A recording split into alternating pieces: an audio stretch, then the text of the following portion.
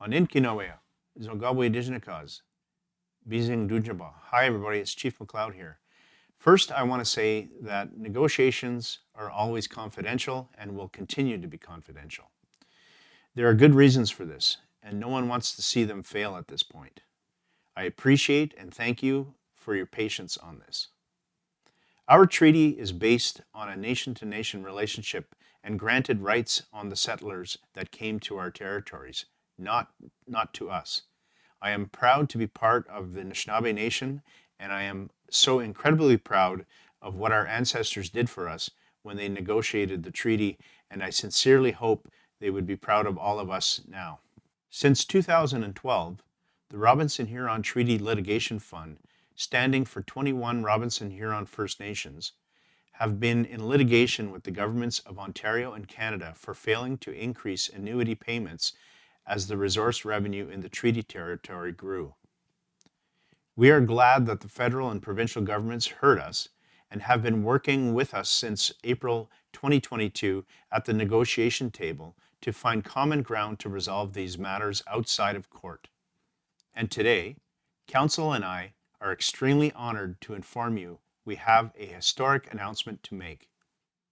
We have recently reached a proposed settlement to resolve claims related to past annuities, compensation that should have been paid for the past 170 years. As your chief, I am extremely honored to have played an active role in reaching this settlement. The proposed settlement includes $5 billion from Canada and $5 billion from Ontario for a total global amount of $10 billion for past compensations paid to the 21 First Nations. This proposed settlement is a major milestone in the process and a key step toward renewing our nation-to-nation relationship that is rooted in mutual respect, cooperation, and partnership. We look forward to continuing to work with Canada and Ontario to address the past and strengthen our treaty relationship moving forward. This settlement is a chance to renew our treaty relationship, while also finally providing the compensation that makes it possible for the Robinson Huron First Nations to invest in a brighter future for their communities and grow the local economies in the treaty territory. We want to help build strong, vibrant communities, and this settlement will help us get there. With this proposed settlement, I want to emphasize that it is for past compensation. The Crown will continue to distribute the $4 to the beneficiaries until an agreement is reached on the future implementation of the augmentation promise. The go-forward approach to resource revenue sharing and annuities will be negotiated after the finalization of the past compensation agreement. As the next step, we will begin a community engagement process with support of the Robinson Huron First Nations and Mizinaway, an organization constructed by the Robinson Huron Treaty Litigation Management Committee to support us through this engagement process. This will begin over the course of the summer and will provide an opportunity to engage with beneficiaries to share more information and answer questions about the proposed settlement. Following these consultations, a report of findings and recommendations will be presented to the Robinson Huron chiefs and trustees within the next 8 months. We are a nation, and it's important to hear from you. Now is the time for you to tell us about your visions for the future of Nipissing First Nation. Now is the time to consult with you and determine a path forward together in line with the principles of the treaty and our Chinaknagewan. The governments of Ontario and Canada will also need to complete their own internal approval process to seek approval to sign the proposed settlement.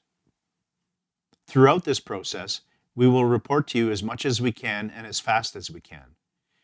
You will get all the information to make informed decisions.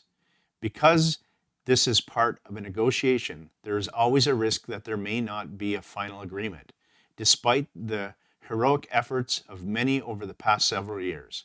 We are trying our best, one step at a time. We ask for your patience once again as we venture into these next steps. Once the settlement has been finalized, information about what the settlement means for each of our communities will be shared. The best source of information for accurate and up-to-date information on the negotiations or a settlement amount is from the Robinson Huron Treaty Litigation Fund. You can find them at RobinsonHuronTreaty1850.com or at Robinson Huron Treaty Annuities 1850 on Facebook, and also at 1850 RHT on Twitter. When the case is finally resolved, each of the 21 First Nations will get a share of the proceeds from the past compensation amount. The collective nature of the annuity requires funding and investment for community development and to ensure a bright future for generations to come. There is also an individual component to this annuity, and the First Nations will distribute this money to the individuals. This amount has not yet been determined. The compensation will be distributed to the leadership of the 21 First Nations based on a distribution agreement adopted by the First Nations Chief and Councils. The First Nations will be responsible for determining distribution amounts to the individual beneficiaries through a community process. In acknowledging the spirit and intent of the treaty, 100% per capita distribution is problematic for many reasons and goes against the intentions of our ancestors. Our approach needs to not only honor our ancestors, but support current and future generations. It will be important that we carry out these discussions in a healthy and respectful way as a nation. We cannot forget that the treaty responsibility has been passed on to us.